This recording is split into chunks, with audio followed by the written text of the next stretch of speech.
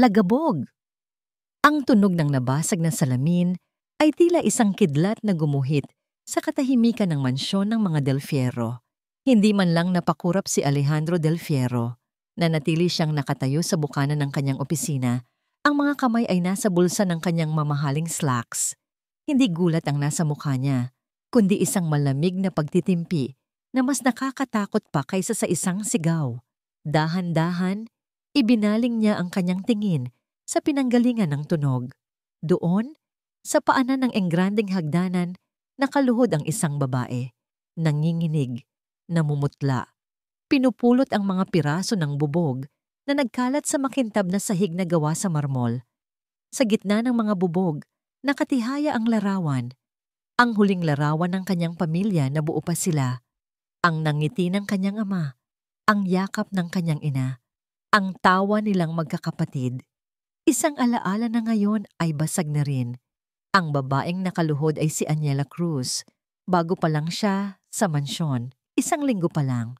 At sa loob ng 1 linggo, ngayon niya lang nakita ng ganito kalapit ang CEO ng Del Fierro Corporation. Ang amo niya. Naramdaman ni Aniela ang titig nito. Isang titig na tila tumutusok hanggang sa kanyang kaluluwa. Gusto niyang magpaliwanag, ngunit tila may bumara sa kanyang lalamunan. Ang tanging nagawa niya ay yumuko at magpatuloy sa panginginig na pagpulot ng bubog. Naglakad si Alejandro palapit.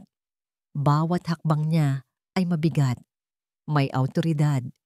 Tumigil siya sa mismong tapat ni Aniela. Mula sa kinatatayuan niya, tanaw niya ang nanginginig na batok ng dalaga. Sir, papatawad po.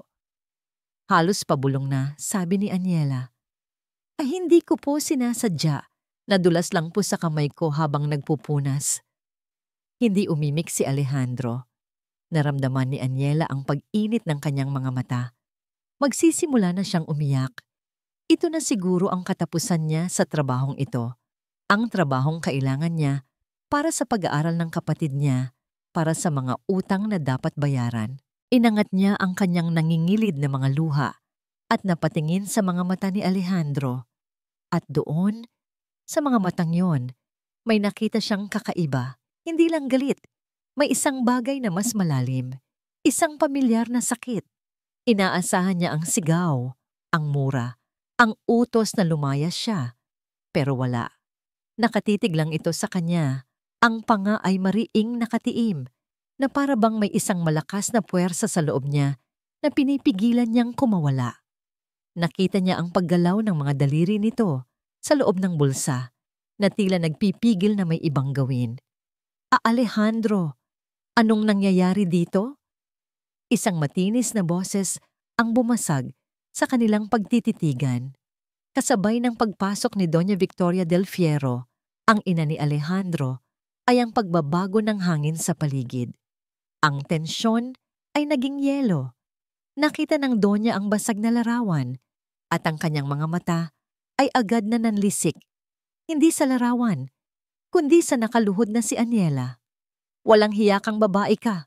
Alam mo ba kung gaano kahalaga ang larawan na yan? Sigaw niya. Hindi ka ba marunong mag-ingat? Mga hampas lupa talaga, kahit kailan. Yumuko si Aniela, hinahayaang tumulo ang mga luha sa kanyang pisngi. Ang mga salita ng Donya ay mas masakit pa kaysa sa sugat na natamo niya mula sa bubog. Ma'am, patawad po. Handa po akong pagbayaran. Pagbayaran? Tumawa si Doña Victoria, isang tawang puno ng pangaalipusta. Kahit isanla mo pa ang kaluluwa mo, hindi mo mababayaran ang halaga ng litratong yan. Lumayas ka sa pamamahay ko. Napaangat ng tingin si Aniela, puno ng pakiusap. Hindi sa Donya, kundi kay Alejandro. Nanatiling tahimik si Alejandro. Ang kanyang mukha ay isang blangkong pader. Ngunit nang akmang hahablutin ni Doña Victoria ang braso ni Aniela para kaladkarin palabas, nagsalita siya. Ang boses niya ay kalmado, ngunit may bigat na nagpatigil sa lahat. Mama, isang salita lang, pero sapat na yon. Natigilan si Doña Victoria. It was an accident, patuloy ni Alejandro. Ang tingin ay nasa basag pa ring larawan. Hayaan mo na. Gulat na napatingin ang Donya sa kanyang anak. Alejandro, pinagtatanggol mo ba ang I am not defending anyone, putol niya. I am stating a fact. It was an accident. Tapos na. Tumingin siya sa isa pang kasambahay na nakatayo sa malayo, nanonood. Manang Flora, pakilinis na lang ito. Pagkatapos noon, tinalikuran na niya sila. Walang lingon-lingon, umakyat siya sa hagdanan. Nag-iwan ng isang nakatulalang Donya at isang umiiyak na si Aniela.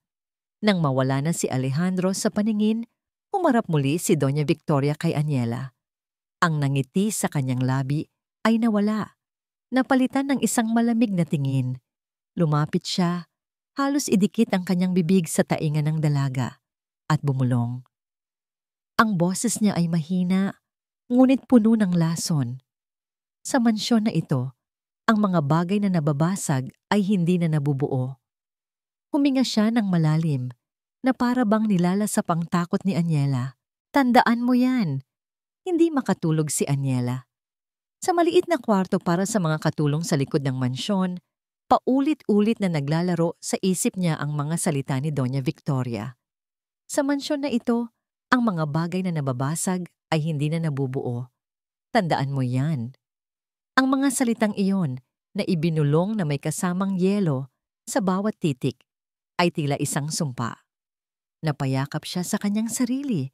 Ramdam ang lamig sa kabila ng manipis na kumot. Kailangan niya ang trabahong ito, higit pa sa kahit ano. Kinuha niya ang kanyang luma at basag na cellphone mula sa ilalim ng unan. Tinitigan niya ang wallpaper, isang masayang larawan ng kanyang nakababatang kapatid na si Lina. Nakasuot ng uniforme sa high school, ang ngiti nito ay abot tainga. Para kay Lina. Lahat ng ito ay para kay Lina. Iyon ang mantra niya. Ang nag-iisang bagay na nagbibigay sa kanya ng lakas para bumangon tuwing umaga at harapin ang isang mundong hindi para sa kanya. Kinabukasan, doble ang ingat ni Aniela sa bawat kilos niya. Bawat paghakbang, bawat paghawak sa mga gamit ay tila isang seremonya. Siniguro niyang hindi siya magkakamali. Naging anino siya sa loob ng mansyon, mabilis, tahimik, at halos hindi napapansin. Iyon naman talaga ang gusto niya, ang maging invisible. Gabi na nang matapos ang kanyang mga gawain, papunta na sana siya sa kanyang kwarto nang mapadaan siya sa study ni Sir Alejandro. Bahagyang nakaawang ang pinto. Mula sa siwang, nakita niya ito. Hindi ito ang makapangyarihang CEO na nakatayo sa paanan ng hagdan kahapon. Ang nakita niya ay isang lalaking pagod. Nakasandal sa kanyang swivel chair. Ang isang kamay ay nakahilot sa kanyang sentido, habang ang isa naman ay nakahawak sa isang baso ng alak. Nakatitig lang ito sa kawalan. Ang mga balikat ay tila binibigatan ng buong mundo. Sa isang saglit, nakalimutan ni Aniela ang kanyang takot. Ang nakita niya ay hindi ang kanyang amo. Ang nakita niya ay isang taong nalulungkot. Isang taong katulad niya. Isang ideya ang pumasok sa isip niya. Mabilis at tahimik, nagtungo siya sa kusina. Nagpakulo siya ng tubig, dinikdik ang luya, at nagtimpla ng mainit na salabat. Ito ang laging ginagawa ng nanay niya para sa tatay niya kapag pagod ito galing sa bukid. Nanginginig ang mga kamay niya habang daladala ang tasa. Dahan-dahan siyang lumapit sa study. Sumilip muna siya. Ganoon pa rin ang posisyon ni Sir Alejandro. Malalim ang iniisip. Hindi na siya kumatok. Dahan-dahan niyang itinulak ang pinto. Sapat lang para magkasya ang kanyang kamay. Maingat niyang ipinatong ang tasa sa maliit na mesa malapit sa pinto. Malayo sa kinauupuan nito. Nag-iwan siya ng isang maliit na piraso ng papel na may sulat. Para po sa pagod ninyo, sir. Pagkatapos ay mabilis siyang umalis, ang puso niya ay kumakabog. Isang simpleng gesture, isang maliit na kabaitan sa isang mundong puno ng kalupitan. Pagbalik niya sa kanyang kwarto, may kakaibang gaan siyang naramdaman. Kahit papaano, Sa kabila ng takot, nakagawa siya ng isang bagay na tama. Humiga siya sa kama at pumikit. Isang maliit na ngiti ang sumilay sa kanyang labi. Ngunit ang panandaliang kapayapaan ay biglang nawasak. Nag-vibrate ang kanyang cellphone sa ibabaw ng unan. Kinapa niya ito at tiningnan ng screen. Isang mensahe. Mula sa isang numerong hindi nakarehistro, binuksan niya ito. 2 pangungusap lang ang laman. 2 pangungusap na nagpatigil sa pagtibok ng kanyang puso at nagpabalik sa lahat ng demonyong matagal na niyang tinatakbuhan. Akala mo ba makakatakas ka sa akin? Nahanap na kita, Aniela. Gabi na. Pero gising pa rin ang diwa ni Alejandro. Nakatitig siya sa tasa ng salabat na nasa kanyang mesa. Malamig na ito ngayon. Ilang oras na rin pala itong nandito. Ngunit ang init na dinala nito sa kanyang sistema kanina ay hindi pa nawawala. Isang tasa ng mainit na tsa, isang simpleng bagay. Ngunit sa mundo ni Alejandro Del Fierro, walang bagay ang simple. Ang lahat ay may kapalit. Ang lahat ay may motibo. Ang mga taong lumalapit sa kanya ay laging may kailangan. Pera, kapangyarihan, pabor. Pero ang tasang ito, walang humingi ng kahit ano. May kasama lang itong isang maliit na piraso ng papel. Para po sa pagod ninyo, sir. Kinunot niya ang noo. Sino? Sinuri niya ang sulat kamay. Pambabae at medyo nanginginig na para bang nag-aalangang iwan ito. Bigla, pumasok sa isip niya ang babaeng nakaluhod sa paanan ng hagdan. Ang babaeng may mga matang puno ng takot, ngunit may kakaibang dignidad kahit sa gitna ng kahihiyan. Si Aniela Cruz, isang kuryosidad na matagal nang natutulog sa loob niya, ang biglang nagising. Kinabukasan, habang nasa opisina, ginawa niya ang isang bagay na hindi niya karaniwang ginagawa. Binuksan niya ang live feed ng mga security camera ng mansyon sa kanyang computer. Pinanood niya si Aniela. Hindi niya hinahanap ng butas o pagkakamali. Pinanood lang niya. Nakita niya kung paano nito maingat na punasan ang bawat muebles. Nakita niya kung paano itong ngumiti sa hardinero nang magkasalubong sila. Nakita niya itong tahimik na kumakain ng tanghalian sa kusina, mag-isa. Walang arte, walang mali siya. Isang babaeng ginagawa lang ang kanyang trabaho. Isang babaeng pilit na ginagawang invisible ang sarili. Sa sumunod na mga araw, naging bahagi na ito ng kanyang routine. Isang sulyap sa mga kamera. Isang pag-alam na nandyan lang siya. Gumagalaw sa sarili niyang maliit at tahimik na mundo sa loob ng malaki at magulong mundo ni Alejandro. Hanggang sa dumating ang araw na yon, ang anibersaryo ng pagkamatay ng kanyang ama. Isang araw na kinamumuhian niya.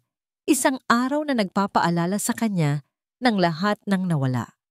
Ang araw kung kailan nagsimulang mabasag ang kanilang pamilya. Tulad ng larawan na nabitawan ni Aniela. Gabi. Nagkulong siya sa library, ang lugar ng kanyang ama. Amoy ng mga lumang libro at mamahaling kahoy ang bumalot sa kanya. Sa kanyang kamay, isang baso ng whiskey. Ang pangatlo niya. Ang alak ay dapat magbigay ng init, pero lalo lang siyang nilalamig. Ang bawat alaala ay isang patalim na tumutusok sa kanyang dibdib. Hindi niya namalayan ang pagbukas ng pinto. Pumasok si Aniela. May dalang basahan at feather duster. Natigilan ito nang makita siya. Sa mga mata nito, nakita ni Alejandro ang gulat. At pagkatapos, ang pag-aalala. Akmang tatalikod na ito para umalis, para bigyan siya ng espasyo. Sandali, sabi niya. Ang boses ay mas magaspang kaysa sa kanyang inaasahan. Huminto si Aniela, ngunit hindi lumingon. Hindi alam ni Alejandro kung bakit niya ito pinigilan. Siguro ayaw niyang mapag-isa. Siguro may iba pa. Gawin mo lang ang trabaho mo, sabi niya sa mas mahinang boses. Dahan-dahan, tumango si Aniela. Tahimik itong nagsimulang magpunas ng mga bookshelves sa kabilang dulo ng silid, malayo sa kanya. Hindi ito umimik, hindi ito tumingin sa kanya.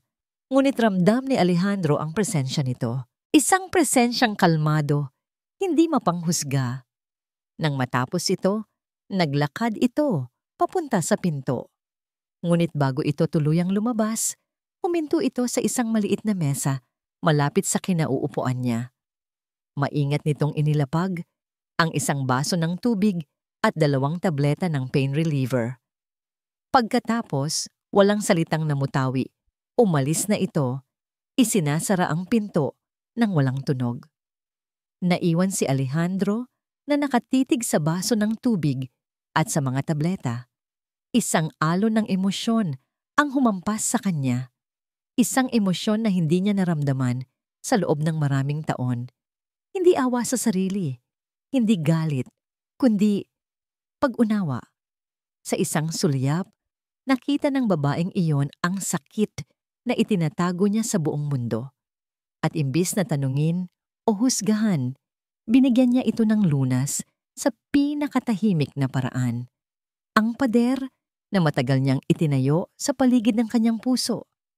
Ang pader na hindi kayang tibagin ng mga business deal o ng mga banta ng kanyang mga kaaway, ay nagkaroon ng unang bitak dahil sa isang baso ng tubig.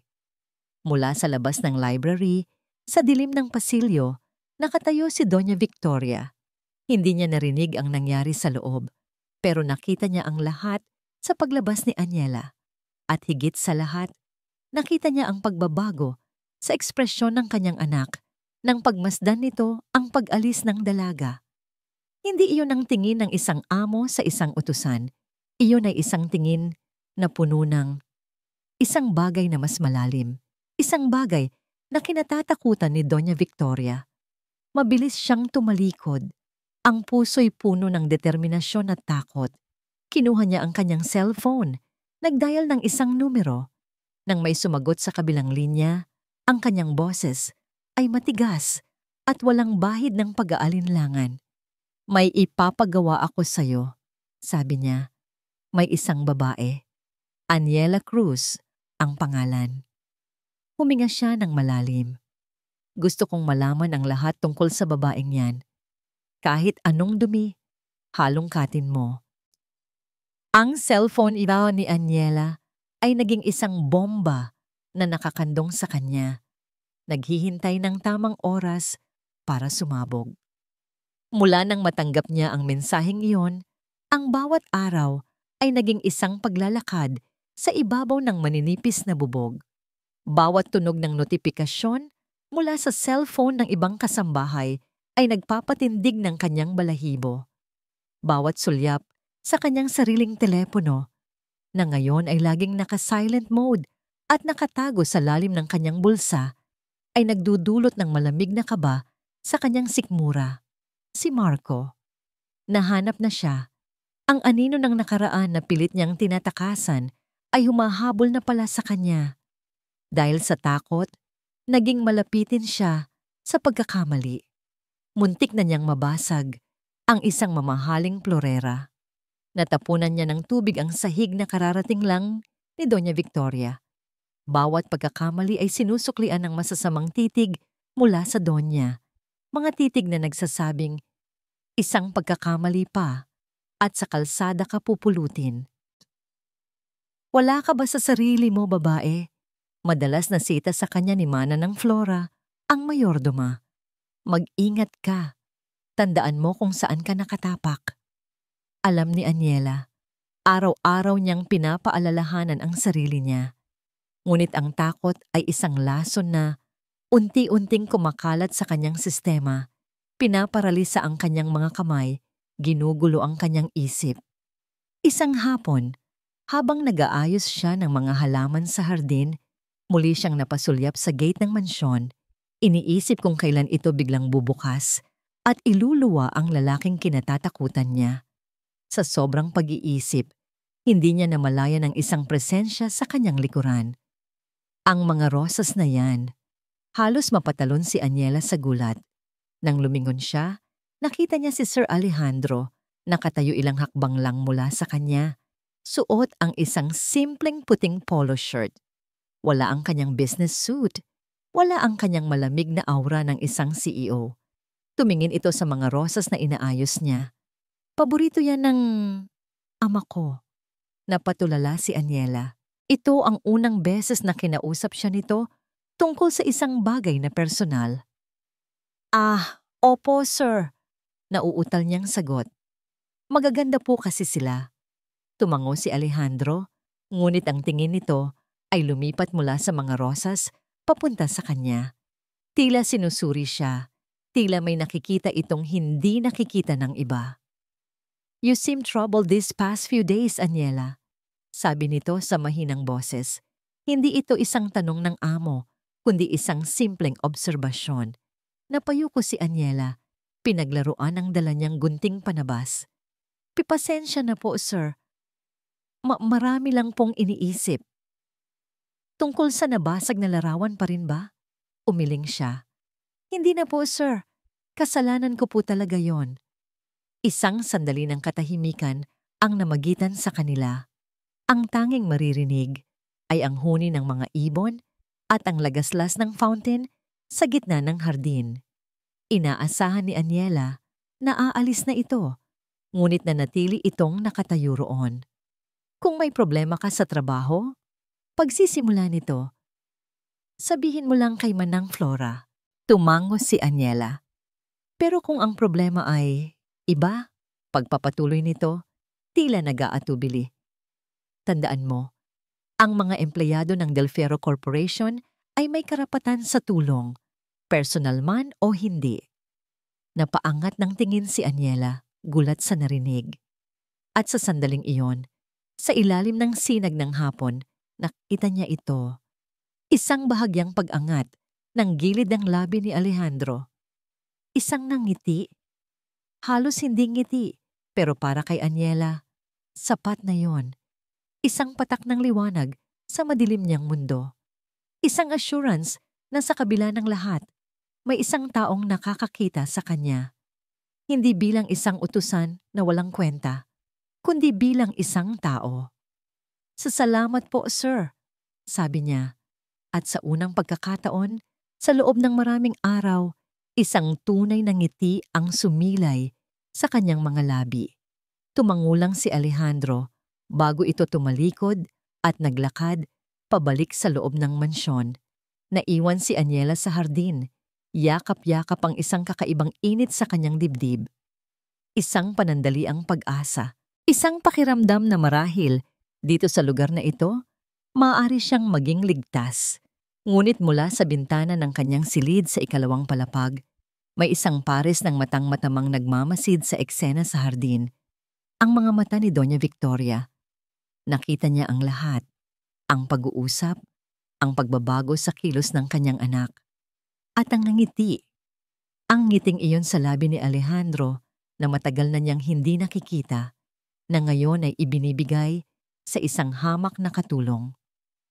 Ang hinala sa kanyang puso ay naging isang matigas na bato ng kasiguraduhan. Ang babaeng ito ay isang ahas, isang manggagamit. Habang nakatitig sa hardin, nagring ang kanyang cellphone. Kinuha niya ito, hindi inaalis ang tingin sa papalayong figura ni Aniela. Hello? Sagot niya, ang boses ay malamig.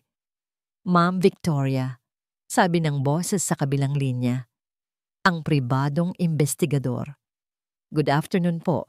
May update na po ako sa pinapahanap ninyo. Ano yon? Walang pasensyang tanong ng Donya. May nahanap na po ako, ma'am. Isang bahagi ng nakaraan niya na pilit niyang tinataguan. Narinig ni Doña Victoria ang pagkaluskos ng mga papel sa kabilang linya. Isang lalaki. Pangalan niya ay Marco Sandoval. Marco Sandoval.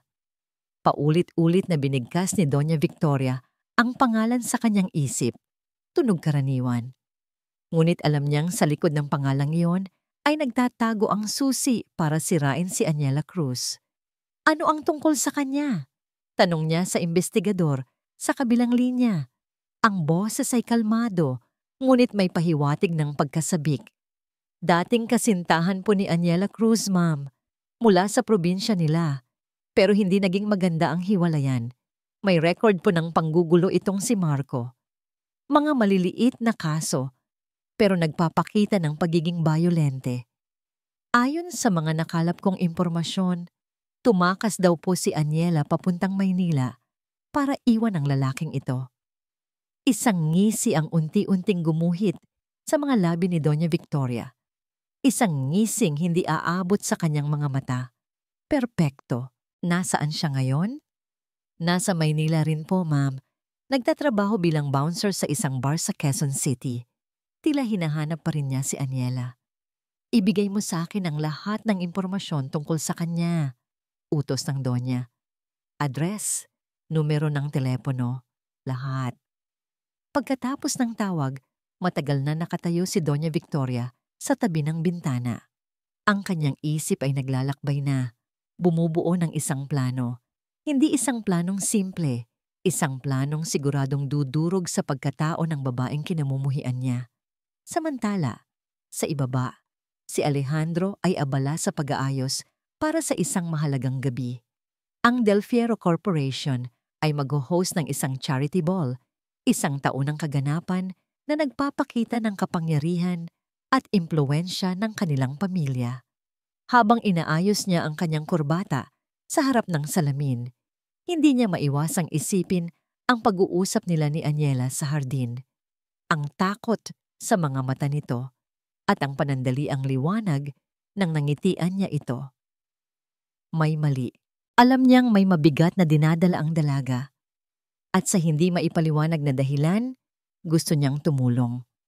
Ang ideya ay bago sa kanya, isang dayuhang konsepto sa kanyang mundong nakasentro sa sarili. Ngunit nandoon ito, isang maliit na udyok na protektahan ang katahimikan ng babaeng iyon. Alejandro, hiho, handa ka na ba? Pumasok si Doña Victoria sa kanyang silid, mukhang isang reyna sa kanyang eleganteng evening gown. Ngumiti ito sa kanya. Isang nangiting nakasanayan na ni Alejandro, isang ngiting may perpektong halo ng pagmamahal ng isang ina at ang kalkuladong tingin ng isang business partner. Malapit na, ma, sagot niya. Lumapit ang Donya. Inayos ang kwelyo ng kanyang suit. Siguraduhin mong magiging perpekto ang lahat ngayong gabi. Maraming importanteng tao ang darating. Lagi namang ganito, ma, sagot ni Alejandro. Walang gana. Alam ko, sabi ni Doña Victoria, at pagkatapos ay idinagdag sa isang boses na tila nag-aalinlangan. Nga pala, tungkol sa mga katulong para sa party mamaya. Kulang tayo ng isa. Si Manang Flora, kailangan niya ng tulong sa pag-asikaso ng mga bisita sa powder room. Naisip ko, bakit hindi si Aniela? Natigilan si Alejandro. Si Aniela? Hindi ba't mga agency staff ang dapat nandoon? Ay, isang tao lang naman. At mas makakatipid tayo. Mabilis na sagot ng Donya. Para naman magkaroon siya ng ibang gagawin bukod sa pagwawalis. Sayang ang itsura. Hindi ba? May kung anong hindi tama sa tono ng kanyang ina, ngunit hindi ito pinansin ni Alejandro. Masyadong abala ang kanyang isip sa mga detalye ng party. Sige ma, kayo ang bahala. Nakangiting umalis si Doña Victoria sa silid, tagumpay sa kanyang maliit na hakbang. Ang lahat ay naaayon sa kanyang plano. Gabi ng party. Ang mansyon ay nag-iba ng anyo. Napuno ito ng mga taong nakabihis ng magagarang damit, mga alahas na kumikinang, at mga peking ngiti. Si Aniela, sa kabilang banda, ay nakatayo sa isang sulok malapit sa engrandeng hagdanan. Suot niya ang isang simpleng itim na uniforme, mas formal kaysa sa karaniwan niyang suot. Ang utos sa kanya ay simple, mag-abang kung may kailangan ng mga bisita. Mula sa kanyang kinatatayuan, tanaw niya si Sir Alejandro para itong isang prinsipe mula sa ibang mundo. Bawat kilos, bawat salita ay may bigat at kapangyarihan. Ngunit sa kabila ng mga taong nakapaligid dito, nakita ni Aniela ang parehong lungkot sa mga mata nito. Isang lungkot na siya lang yata ang nakakapansin. Sa kalagitnaan ng gabi, biglang may tumapik sa kanyang balikat. Isang lalaki. Matangkad, malaki ang katawan, amoy alak. Hindi niya ito kilala. "Miss, pwede mo ba akong tulungan?" Sabi ng lalaki. Ang nangiti nito ay hindi abot sa mga mata. "Nawawala yata ang wallet ko. Baka pwedeng samahan mo akong hanapin sa labas?" Nag-atubili si Aniela. Bawal silang umalis sa kanilang pwesto. "Sir, baka po pwedeng sa security po kayo." "Hindi, ikaw ang gusto kong sumama," giit ng lalaki at hinawakan siya sa braso. Mahigpit. Sa kabilang dako ng silid, napansin ni Alejandro ang eksena. Nakita niya ang pagkagipit sa mukha ni Aniela at ang pilit na paghawak ng lalaki. Isang inis ang biglang kumulo sa kanyang dibdib. Akma na siyang lalapit ng, "Bitiwan mo siya." Isang boses ang namagitan. Isang boses na hindi pamilyar. Napalingon silang lahat. Isang lalaking nakasuot ng uniforme ng waiter ang lumapit. Ngunit ang mga mata nito ay hindi para sa isang waiter. Ang mga mata nito ay nakatitig kay Aniela, puno ng isang madilim at mapanganib na emosyon. Ang lalaking lasing ay bumitaw. Sino ka ba para makialam? Ngunit ang waiter ay hindi siya pinansin. Ang buong atensyon nito ay nasa nanginginig na si Aniela. Ngumiti ito, isang nangiting nakakakilabot. "Aniela, mahal ko," sabi ng lalaki. Ang boses ay malambing, ngunit may bahid ng panunumbat. "Hindi mo man lang ba ako babatiin?" Nanigas si Aniela sa kanyang kinatatayuan. Ang hangin ay tila naubos sa kanyang baga. Ang ingay ng party ay nawala. Ang mukhang yon, ang boses na yon, ang bangungot na gabi-gabi niyang tinatakbuhan, ay ngayon nakatayo sa kanyang harapan. "Marco?" Ang pangalang Marco ay tumarak sa dibdib ni Aniela na parang isang kutsilyo. Nanigas ang buong katawan niya, ang marangyang bulwagan, ang mga nagtatawa ng bisita, ang kumikinang na chandelier sa itaas. Lahat ay naglaho. Ang tanging nakikita niya ay ang mukha ni Marco, ang ngisi sa labi nito, at ang pamilyar na kislap ng panganib sa mga mata nito. "Nagulat ka ba, mahal ko?" sabi ni Marco. Ang boses ay sapat na para marinig lang nilang dalawa. "Sinabi ko naman sa'yo, hindi ka makakatakas sa akin." Bago pa man makagalaw o makasigaw si Aniela, mabilis na kumilos si Marco. Hinawakan niya ang braso ng lasing na bisita na kanina'y humahawak kay Aniela. "Pasensya na po, sir. Pinsan ko po itong si Aniela. Medyo nagkakatampuhan lang kami. Ako na po ang bahala sa kanya." Dahil sa takot at pagkalito, ang lasing na bisita ay tumango na lang at umalis. Ngayon, silang dalawa na lang ang naiwan sa sulok na yon, nakatago sa anino ng malaking haligi. "Anong ginagawa mo dito?" Nanginginig na tanong ni Aniela. Pilit na binabawi ang kanyang braso mula sa pagkakahawak ni Marco, ngunit masyado itong mahigpit. "Paano mo nalaman?" "Madali lang maghanap kung may tumutulong sa'yo," sabi ni Marco, at isang makahulugang ngiti ang sumilay sa labi niya. Tumingin siya sa paligid, sa karangyaan ng mansyon. "Maganda ang napuntahan mo, ah. Mukhang mayaman ang amo mo. Siguro naman, pwede kang mag-share ng blessings mo." Doon naunawaan ni Aniela ang lahat. Pera. Iyon ang dahilan kung bakit siya hinanap. Wala akong pera, Marco. Bitawan mo ako."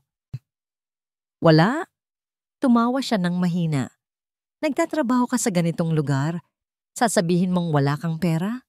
O wag mo akong lokohin, Aniela." Ang pagkakahawak niya ay lalong humigpit at naramdaman ni Aniela ang sakit. "May utang ka pa sa akin. Ang lahat ng ginastos ko sa'yo noon, oras na para magbayad ka." Sa kabilang dako, si Alejandro ay hindi mapakali. Mula sa kanyang kinatatayuan, kitang-kita niya ang tensyon sa pagitan ni Aniela at ng waiter. May mali. Isang malakas na instinkto ang nagsasabi sa kanyang kailangan niyang pumunta doon. "Excuse me," sabi niya sa mga kausap niyang business associates at nagsimulang maglakad palapit. Ngunit bago pa siya makarating, napansin ni Doña Victoria ang kanyang kilos. Mabilis itong humarang sa kanyang daraanan. Isang ngiti ang nakapaskil sa kanyang mukha. Iho, nasaan ka pupunta? Hinihintay ka ni Senator at ng kanyang may bahay, sabi niya. Sabay turo sa isang importanteng politiko. Ma, sandali lang, sabi ni Alejandro. Ang mga mata ay nakapako pa rin kina Aniela. Alejandro, mariing sabi ng kanyang ina, nawala ang ngiti. Huwag kang gagawa ng eksena. Ito ay isang importanteng gabi para sa kumpanya. Ang pag-aatubili ni Alejandro ay ang tanging pagkakataong kailangan ni Marco. Bukas, bulong ni Marco kay Aniela, magkita tayo sa labas ng mansyon sa may parke. Magdala ka ng 10,000 kapag hindi ka dumating o kapag nagsumbong ka. Sisiguraduhin kong malalaman ng bago mong amo ang lahat ng sikreto mo, ang lahat ng kadiliman sa nakaraan mo. Pagkasabi noon, bumitaw siya.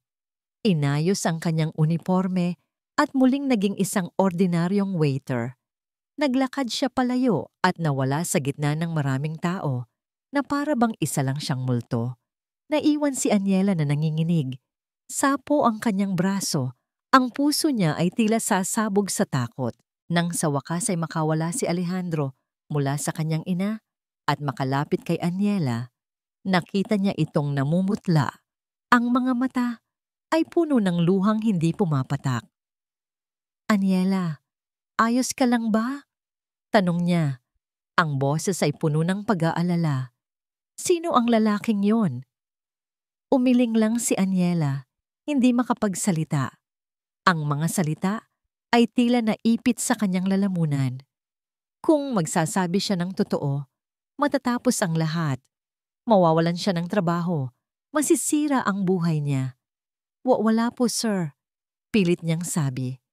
Nagkamali lang po siya ng tao. Tinitigan siya ni Alejandro. Alam na nagsisinungaling siya. Ngunit bago pa siya makapagtanong muli, sumingit na naman si Doña Victoria. Aniela, ano pang tinatayo-tayo mo dyan? Bumalik ka sa kusina. Wala kang silbi dito. Ang malupit na utos ay nagpabalik kay Aniela sa realidad.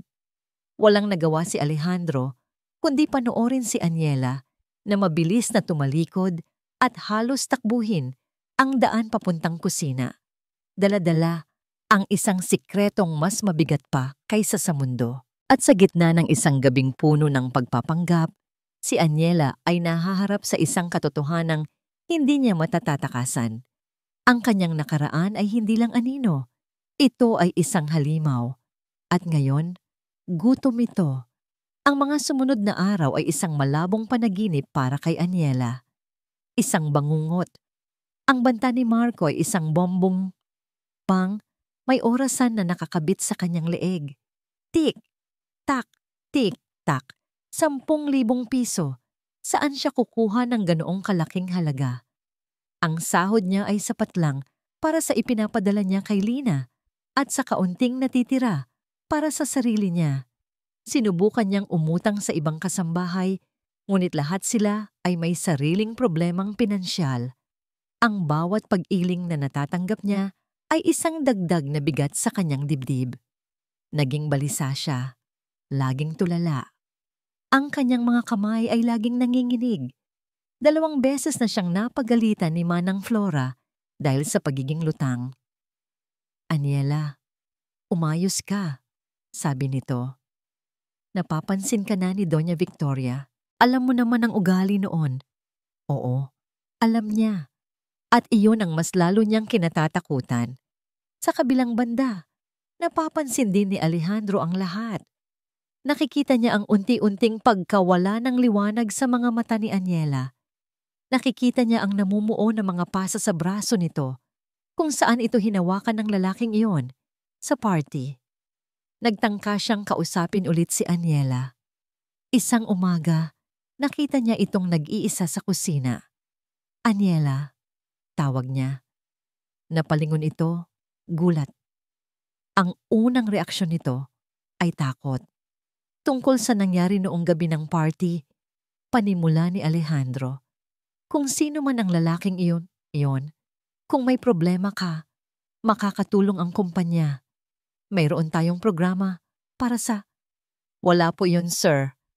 Mabilis na putol ni Aniela ang mga matay na kaiwas. Huwag na po kayong mag-alala. Ayos lang po ako. Ang pader sa pagitan nila ay mas mataas at mas matibay na ngayon at nasasaktan si Alejandro sa hindi malamang dahilan. Sige, sabi na lang niya at tinalikuran ito. Ang pakiramdam ng pagiging bigo ay mapait sa kanyang panlasa. Dumating ang araw ng deadline na ibinigay ni Marco.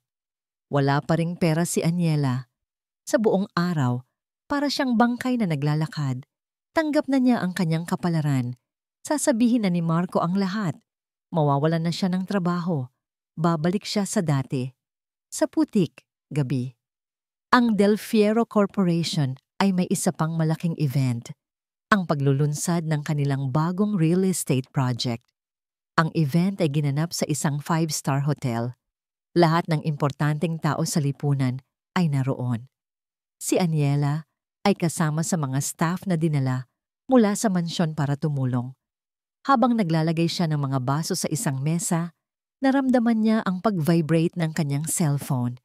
Isang mensahe mula kay Marco. Nandito ako, sa labas ng hotel. Dala mo na ba? Napapikit si Aniela. Ang kanyang huling pag-asa ay nawala.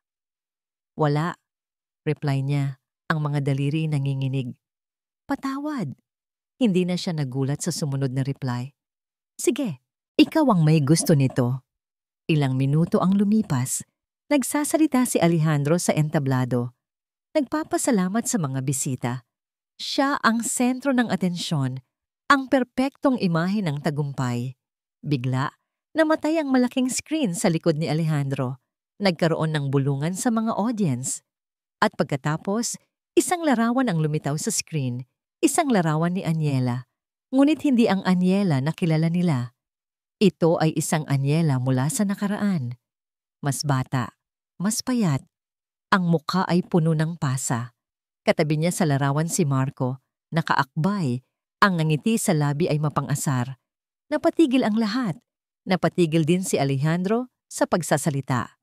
Tumingin siya sa screen at pagkatapos, sa direksyon kung nasaan si Aniela. Sumunod ang isa pang larawan. Isang police report. Ang pangalan ni Marco Sandoval ay nakalista para sa kasong physical injuries at ang nagrereklamo si Aniela Cruz. Ang bulungan ay naging isang malakas na ugong. Ang mga tao ay nagsimulang magtsismisan, tumitingin kay Aniela na para bang siya ang pinakamaruming bagay sa mundo. Ano yan? Grabe, may record pala sa pulis. Hindi ba't katulong niya ng mga Del Fierro? Si Aniela ay parang binuhusan ng nagyayelong tubig. Gusto niyang tumakbo, magtago, maglaho. Ang lahat ng kanyang kinatatakutan ay nangyayari sa harap ng daan-daang tao. Nakita niya si Doña Victoria sa isang tabi. Ang mukha nito ay nagpapakita ng pagkagulat. Ngunit may halong kasiyahan. Ito na. Ang plano niya ay nagtagumpay. Ngunit may isang bagay na hindi alam si Doña Victoria. Ang Marco Sandoval na inutusan niyang manakot lang kay Aniela ay isang taong hindi mapigilan. Isang demonyong hindi marunong sumunod sa utos. Biglang bumukas ang pinto ng ballroom. Pumasok si Marco. May ngisis sa kanyang labi. Sa likod niya ay may dalawang malaking lalaki. Magandang gabi sa inyong lahat. Sigaw niya. Agaw ang atensyon ng lahat. Mukhang nakikilala niyo na ang dati kong nobya. Pero ang hindi niyo alam ay buntis siya nang iwan niya ako. At ang batang dinadala niya ay anak ng isang mayamang negosyante na pinagtrabahuhan niya noon. Isang kasinungalingan. Isang napakalaking kasinungalingan. Ngunit sa mga taong uhaw sa iskandalo, ito ay isang katotohanang masarap pakinggan. Natulala si Doña Victoria. Hindi ito ang plano. Ang plano ay siraan lang si Aniela. Hindi gumawa ng ganito kalaking gulo. Si Alejandro ay bumaba mula sa entablado. Ang mukha ay isang maskara ng galit na hindi pa nakikita ni Aniela kailanman. Security? Sigaw niya. Ngunit bago pa makalapit ang security, Lumapit si Marco kay Aniela. Oras na para umuwi, mahal ko, sabi niya, at akmang hahablutin si Aniela. Sa wakas, pagkatapos ng matagal na pananahimik, isang sigaw ang kumawala mula kay Aniela. Isang sigaw ng pagtutol, ng pagod, ng sakit. Hindi. Nagsimula siyang umatras hanggang sa napasandal siya sa isang mesang puno ng pagkain. Sa puntong ito, nawala na ang lahat kay Aniela. Ang kanyang trabaho, ang kanyang dignidad, ang kanyang kinabukasan. Wala nang natira. At sa isang taong wala nang mawawala. Doon lumalabas ang tapang. Dinampot niya ang isang matulis na kutsilyo mula sa mesa. Itinutok niya ito, hindi kay Marco, kundi sa sarili niya. "Huwag kang lalapit," sabi niya. Ang boses ay basag, ngunit may determinasyon. "Subukan mong lumapit, at sisiguraduhin kong sa kulungan ka habang buhay mabubulok." Ang buong ballroom ay natahimik. Ito ang sandali kung saan tila nawala na ang lahat. All is lost. Si Aniela, nasa bingit ng kamatayan. Si Alejandro, walang magawa. At si Doña Victoria, nakatayo sa isang tabi, na pagtatanto ang laki ng kasalanang pinakawalan niya. Ang buong ballroom ay napuno ng isang nakabibinging katahimikan. Ang tanging maririnig ay ang nanginginig na paghinga ni Aniela. Ang dulo ng kutsilyo ay nakatapat sa kanyang leeg, isang makintab na patalim na sumasalamin sa takot at desperasyon sa kanyang mga mata. Si Marco, sa unang pagkakataon, ay natigilan. Hindi niya inaasahan ito. Ang babaeng dati niyang binubugbog at kinokontrol ay ngayon may hawak na kapangyarihan. Ang kapangyarihan sa sarili niyang buhay at sa kahihinatnan ni Marco. Si Alejandro ay parang nagyelo sa kanyang kinatatayuan. Ang utak niya ay sumisigaw na kumilos, ngunit ang katawan niya ay hindi makagalaw. Ang imahe ni Aniela na handang saktan ng sarili ay isang bagay na hinding-hindi niya malilimutan. "Aniela, ibaba mo yan," sabi niya. Dahan-dahan na para bang nagsasalita sa isang sugatang hayop. "Huwag mong gawin yan. Mag-usap tayo." "Wala na pong dapat pag-usapan, sir," sagot ni Aniela. Ang mga luha ay malayang dumadaloy sa kanyang pisngi. "Tapos na po ang lahat." Ang mga tingin ng mga tsismoso, ang mga flash ng camera mula sa mga cellphone, ang mga bulungan, lahat ay tila mga langgam na gumagapang sa kanyang balat. Ito ang impyerno. Sa isang sulok, si Doña Victoria ay namumutla. Ang plano niya ay gumanti. Ang plano niya ay ipahiya si Aniela. Pero hindi ito. Hindi ang maging dahilan ng pagkitil ng isang buhay. Sa unang pagkakataon, nakita niya ang resulta ng kanyang galit at ito ay isang nakakatakot na imahe. "Marco?" sabi ni Alejandro. Ang boses ay nagbabaga sa galit. Ibinaling niya ang tingin sa lalaking nagsimula ng lahat. "Umalis ka na. Ngayon din." Ngumisi si Marco. "Aalis lang ako kung sasama siya sa akin." "Hindi!" sigaw ulit ni Aniela at idiniin niya ng bahagya ang kutsilyo. Isang maliit na guhit ng dugo ang lumitaw sa kanyang leeg. Ang maliit na patak ng dugo na iyon ang siyang gumising kay Alejandro mula sa kanyang pagkatulala. Isang primal na galit ang kumulo sa loob niya. Wala na siyang pakialam sa kumpanya. Wala na siyang pakialam sa reputasyon. "Aniela," sabi niya ulit, mas malakas, mas may awtoridad. "Tumingin ka sa akin." Nag-aatubiling inangat ni Aniela ang kanyang mga mata. Nakita niya ang isang bagay na hindi niya pa nakikita dati kay Alejandro. Hindi awa, hindi galit, kundi isang bagay na mas malalim, isang pangako. "Hindi ka nag-iisa," sabi ni Alejandro, at nagsimula siyang maglakad palapit, dahan-dahan. "Nandito ako, hindi kita pababayaan." "Sir, huwag po kayong lumapit," pakiusap ni Aniela. "Hindi niya ako sasaktan," sabi ni Alejandro. Ang tingin ay nakapako kay Aniela. Bawat hakbang niya ay may kasamang katiyakan. Dahil alam niyang kapag may nangyaring masama sa'yo, hindi lang kulungan ang babagsakan niya. Sisiguraduhin kong magiging impyerno ang bawat araw ng buhay niya. Ang bawat salita ay may bigat. Isang banta na hindi matatawaran.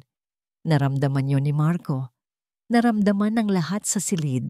Nang makalapit si Alejandro, tumigil siya sa harap ni Aniela, sapat na ang layo para hindi ito magulat. Inilahad niya ang kanyang kamay.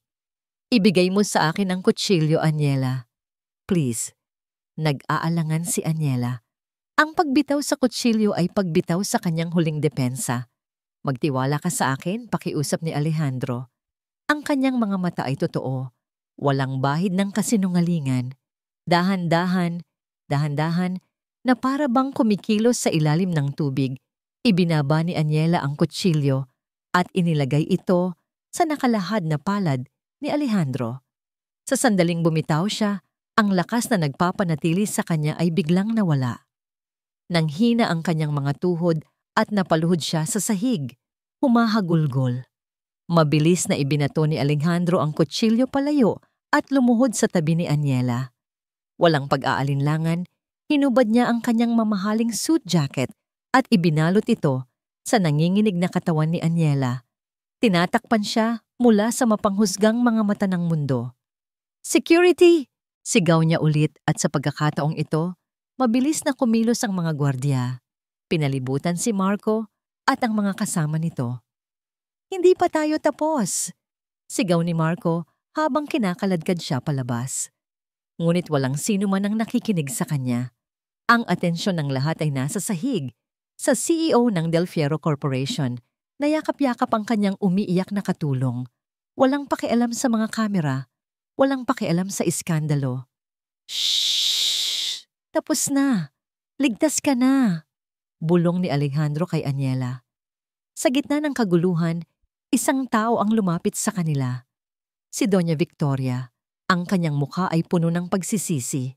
Ang kanyang mga mata ay nakatingin sa dugo sa leeg ni Aniela.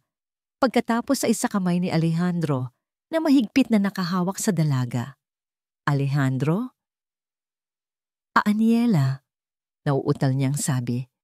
Tumingala si Alejandro at ang tingin na ibinigay niya sa kanyang ina ay isang tingin na hinding-hindi malilimutan ni Doña Victoria.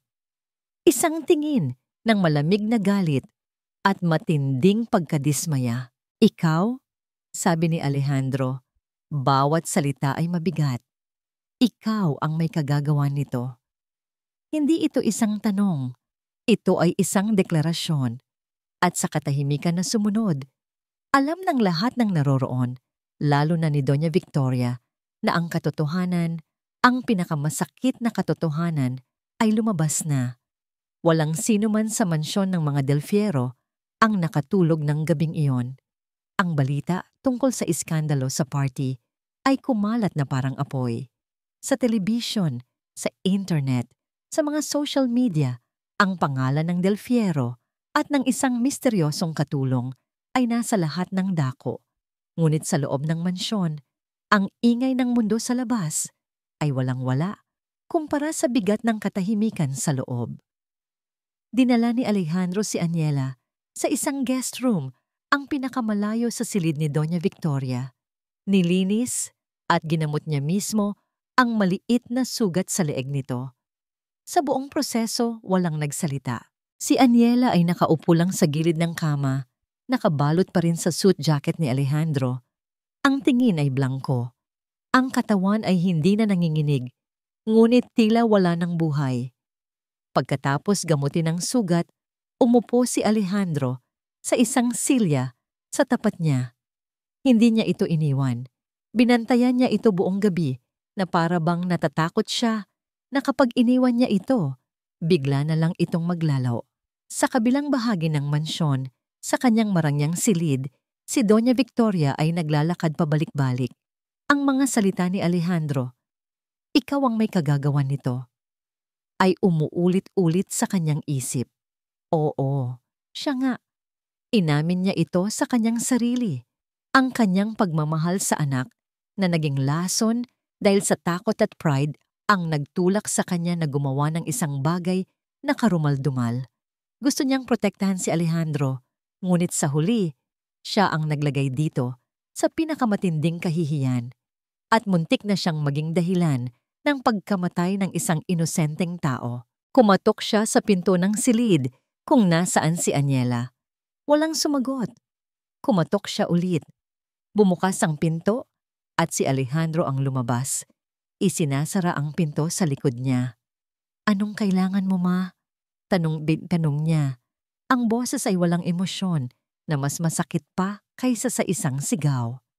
"Gusto ko siyang makausap," sabi ni Doña Victoria. "Gusto kong humingi ng tawad." Umiling si Alejandro. "Hindi ngayon.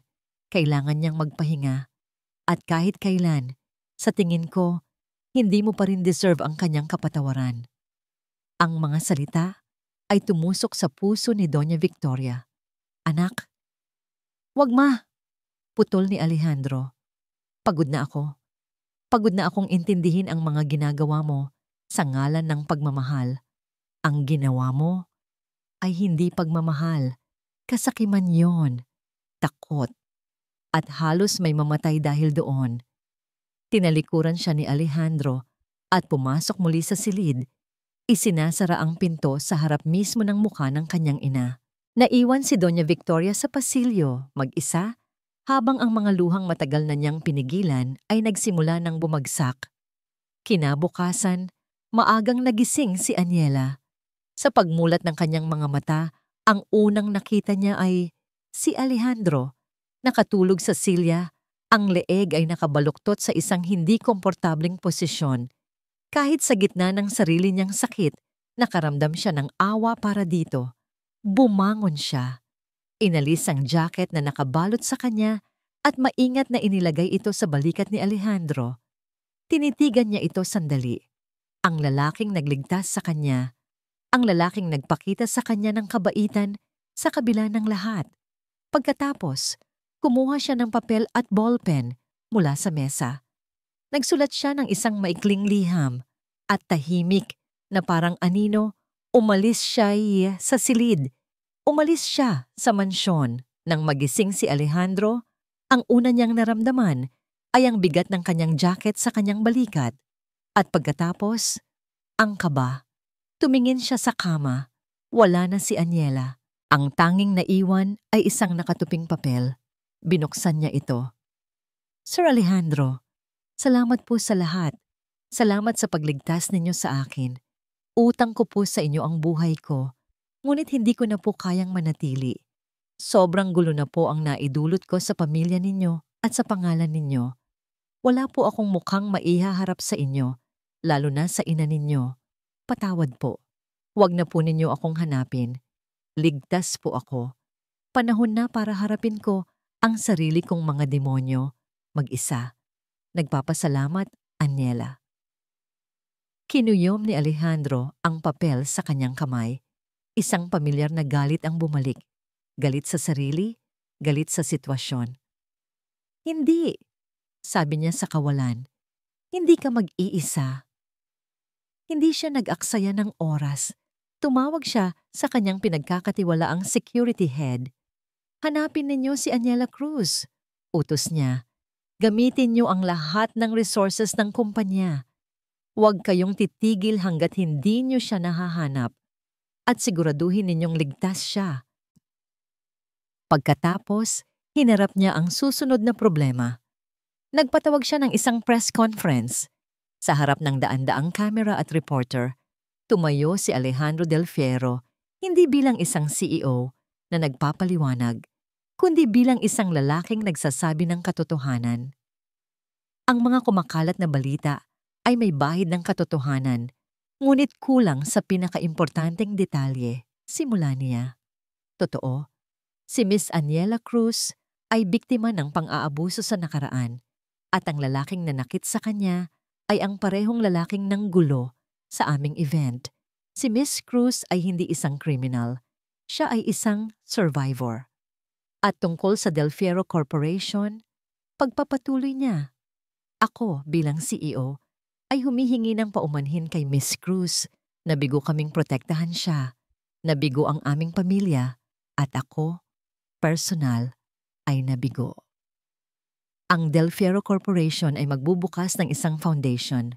Anunsyo niya, isang desisyon na binuo niya sa loob lang ng ilang oras. Isang foundation na tutulong sa mga biktima ng domestic abuse para wala ng anyela ang kailangang dumaan sa ganitong uri ng impyerno ng mag-isa.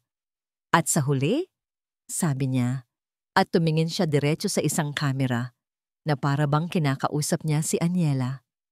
Kung nasaan ka man ngayon, Aniela, hindi ka nag-iisa at hihintayin kita. Ang kanyang mga salita ay yumanig sa buong industriya, ngunit para kay Alejandro, iisa lang ang mahalaga. Ang mahanap siya at sa pagkakataong ito, gagawin niya ang tama.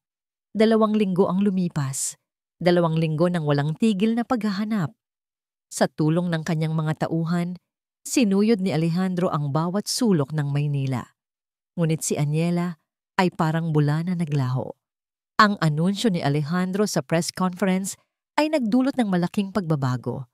Ang publiko, na dati mapanghusga, ay ngayon ay nagpapakita ng simpatsya. Ang kwento ni Aniela ay naging simbolo ng katapangan para sa maraming kababaihan. Ang Bukas na Puso Center, ang pangalan ng foundation na itinatag ni Alejandro, ay nagsimulang makatanggap ng mga donasyon at suporta bago pa man ito opisyal na magbukas. Sa loob ng mansyon, isang kakaibang katahimikan ang namayani. Si Doña Victoria ay hindi na ang reynang puno ng kapangyarihan. Siya ay naging isang anino ng kanyang dating sarili. Hindi na siya kinikibo ni Alejandro. Ang malamig na pagtrato ng kanyang anak ay ang parusang mas masakit pa kaysa sa kahit anong sigaw. Isang hapon, hindi na niya natiis. Kumatok siya sa opisina ni Alejandro sa loob ng mansyon. "Pumasok," sabi ng malamig na boses mula sa loob. Nakita ni Doña Victoria ang kanyang anak na nakatitig sa bintana. Hawak ang isang nakuyom na papel, ang sulat ni Aniela. "Alejandro," simula niya, "alam ko, walang kapatawaran ang ginawa ko, pero gusto kong malaman mo, nagsisisi ako." Hindi lumingon si Alejandro. "Ipinagbili ko na ang mga alahas na bigay sa akin ng papa mo." Pagpapatuloy niya, nanginginig ang boses. "Ang lahat ng pera, ibibigay ko sa foundation. Ito lang ang alam kong paraan para..." "Hindi pera ang kailangan ng foundation, ma," putol ni Alejandro. Sa wakas ay lumingon. Ang mga mata niya ay pagod. "At hindi pera ang kailangan ni Aniela." "Alam ko," sabi ni Doña Victoria habang tumutulo ang kanyang mga luha. "Ang kailangan niya ay kapayapaan. Ang kailangan niya ay hustisya. At ang kailangan mo ay siya." Sa wakas, pagkatapos ng matagal na panahon, nakita ni Alejandro ang tunay na pagsisisi sa mata ng kanyang ina. "May tawag akong natanggap," sabi niya. Nag-iba ng topic. Mula sa kapatid ni Aniela, si Lina. Nag-alala siya dahil hindi na tumatawag si Aniela. Nasaan daw siya? Hindi niya alam, pero may sinabi siya. May isang lugar daw na laging pinupuntahan si Aniela kapag malungkot ito. Isang maliit na simbahan sa probinsya nila, sa tabi ng dagat. Isang kislap ng pag-asa ang sumilay sa mga mata ni Alejandro. Kinabukasan, bago pa man sumikat ang araw, nagmamaneho na si Alejandro papunta sa isang malayong probinsya. Natagpuan niya ang simbahan, isang luma at maliit na gusali na gawa sa bato. Nakatayo sa isang burol na tanaw ang asul na dagat. Pumarada siya at naglakad papasok. At doon, sa isa sa mga upuan sa harap, nakaupo si Aniela. Nakatingin ito sa altar, payapa ang mukha.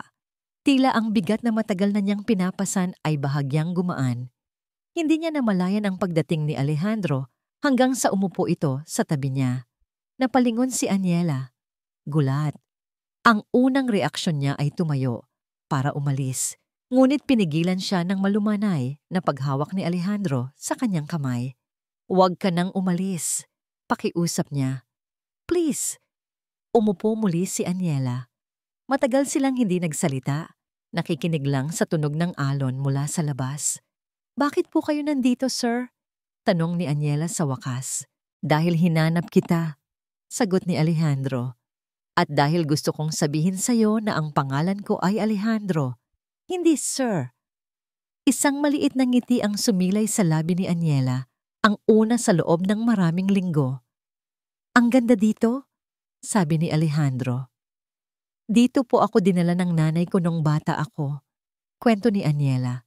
"Sabi niya, kapag mabigat daw ang loob mo, ibigay mo lang sa alon.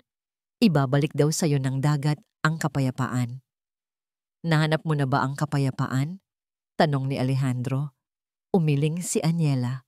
"Hindi pa po, pero sinisimulan ko na." Tumingin si Alejandro sa kanyang mga mata. "Gusto kong tulungan ka. Hindi bilang amo, hindi dahil sa awa, kundi dahil sa loob ng maikling panahon na nakilala kita, binago mo ako. Tinuruan mo ako na ang tunay na lakas ay hindi nasa pera o kapangyarihan, kundi nasa kakayahang maging mabuti sa kabila ng sakit." Aniela, pagpapatuloy niya, mas seryoso. "Alam kong marami kang kailangang ayusin sa sarili mo at handa akong maghintay. Pero gusto kong malaman mo na habang ginagawa mo yon, nandito lang ako. Hindi sa likod mo, hindi sa harap mo, kundi sa tabi mo." Ang mga luha ay nagsimulang mamuo sa mata ni Aniela. Ngunit sa pagkakataong ito, hindi ito luha ng sakit o takot. Ito ay luha ng pasasalamat, ng pag-asa. "Bumalik ka na sa amin, Aniela," sabi ni Alejandro. "Hindi bilang katulong, kundi bilang partner ko sa pagpapatakbo ng Bukas na Puso Center. Tulungan mo kaming tulungan ng iba.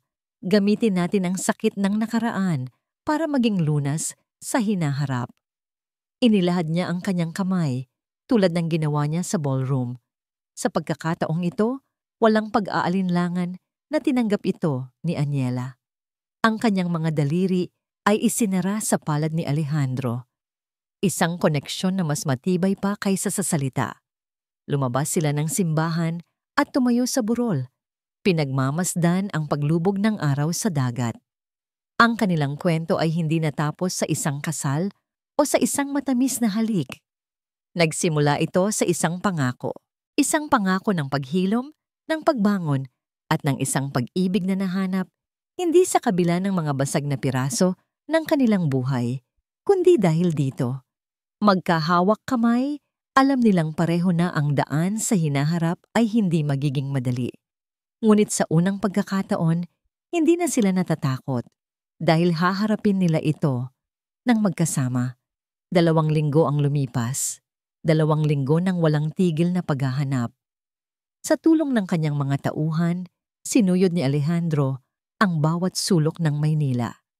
Ngunit si Aniela ay parang bula na naglaho. Ang anunsyo ni Alejandro sa press conference ay nagdulot ng malaking pagbabago. Ang publiko, na dati mapanghusga, ay ngayon ay nagpapakita ng simpatya. Ang kwento ni Aniela ay naging simbolo ng katapangan para sa maraming kababaihan. Ang Bukas na Puso Center, ang pangalan ng foundation na itinatag ni Alejandro, ay nagsimulang makatanggap ng mga donasyon at suporta bago pa man ito opisyal na magbukas. Sa loob ng mansyon, isang kakaibang katahimikan ang namayani. Si Doña Victoria ay hindi na ang reynang puno ng kapangyarihan. Siya ay naging isang anino ng kanyang dating sarili. Hindi na siya kinikibo ni Alejandro.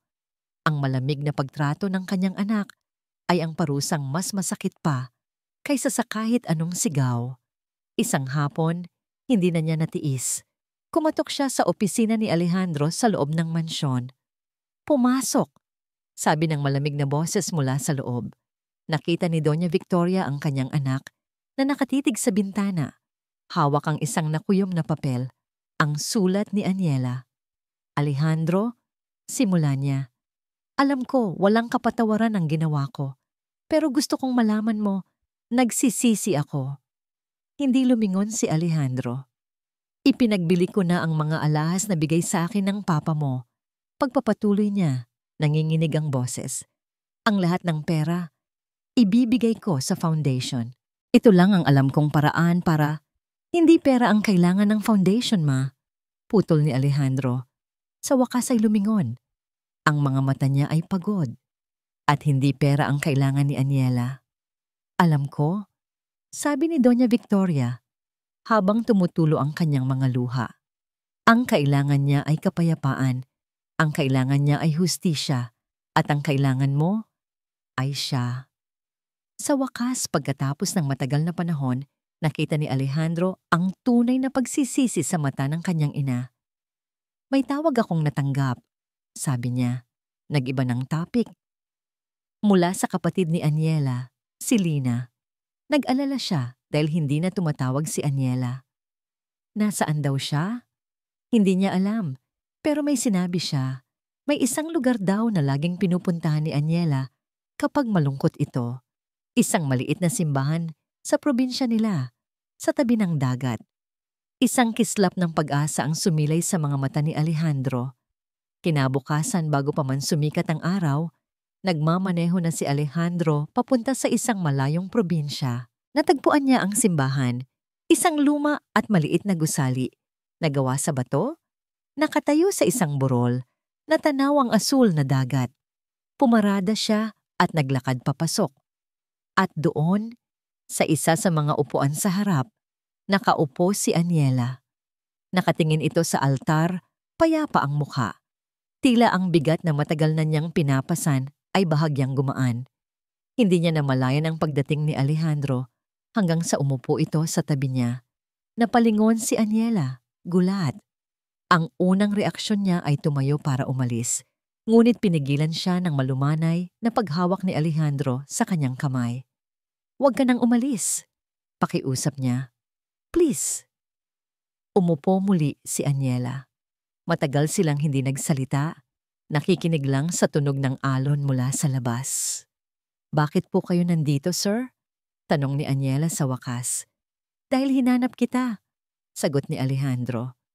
"At dahil gusto kong sabihin sa'yo na ang pangalan ko ay Alejandro, hindi sir." Isang maliit na ngiti ang sumilay sa labi ni Aniela. Ang una sa loob ng maraming linggo. "Ang ganda dito," sabi ni Alejandro. "Dito po ako dinala ng nanay ko noong bata ako," kwento ni Aniela. Sabi niya, kapag mabigat daw ang loob mo, ibigay mo lang sa alon. Ibabalik daw sa'yo ng dagat ang kapayapaan. "Nahanap mo na ba ang kapayapaan?" tanong ni Alejandro. Umiling si Aniela. "Hindi pa po, pero sinisimulan ko na." Tumingin si Alejandro sa kanyang mga mata. "Gusto kong tulungan ka, hindi bilang amo, hindi dahil sa awa, kundi dahil sa loob ng maikling panahon na nakilala kita, binago mo ako. Tinuruan mo ako na ang tunay na lakas ay hindi nasa pera o kapangyarihan, kundi nasa kakayahang maging mabuti sa kabila ng sakit." "Aniela," pagpapatuloy niya, mas seryoso. "Alam kong marami kang kailangang ayusin sa sarili mo at handa akong maghintay. Pero gusto kong malaman mo na habang ginagawa mo yon, nandito lang ako. Hindi sa likod mo, hindi sa harap mo, kundi sa tabi mo." Ang mga luha ay nagsimulang mamuo sa mata ni Aniela. Ngunit sa pagkakataong ito, hindi ito luha ng sakit o takot. Ito ay luha ng pasasalamat. Ang pag-asa. "Bumalik ka na sa amin, Aniela," sabi ni Alejandro. "Hindi bilang katulong, kundi bilang partner ko sa pagpapatakbo ng Bukas na Puso Center. Tulungan mo kaming tulungan ng iba. Gamitin natin ang sakit ng nakaraan para maging lunas sa hinaharap." Inilahad niya ang kanyang kamay, tulad ng ginawa niya sa ballroom. Sa pagkakataong ito, walang pag-aalinlangan na tinanggap ito ni Aniela. Ang kanyang mga daliri ay isinara sa palad ni Alejandro, isang koneksyon na mas matibay pa kaysa sa salita. Lumabas sila ng simbahan at tumayo sa burol, pinagmamasdan ang paglubog ng araw sa dagat. Ang kanilang kwento ay hindi natapos sa isang kasal o sa isang matamis na halik. Nagsimula ito sa isang pangako. Isang pangako ng paghilom, ng pagbangon, at ng isang pag-ibig na nahanap. hindi sa kabila ng mga basag na piraso ng kanilang buhay, kundi dahil dito. Magkahawak kamay, alam nilang pareho na ang daan sa hinaharap ay hindi magiging madali. Ngunit sa unang pagkakataon, hindi na sila natatakot dahil haharapin nila ito ng magkasama.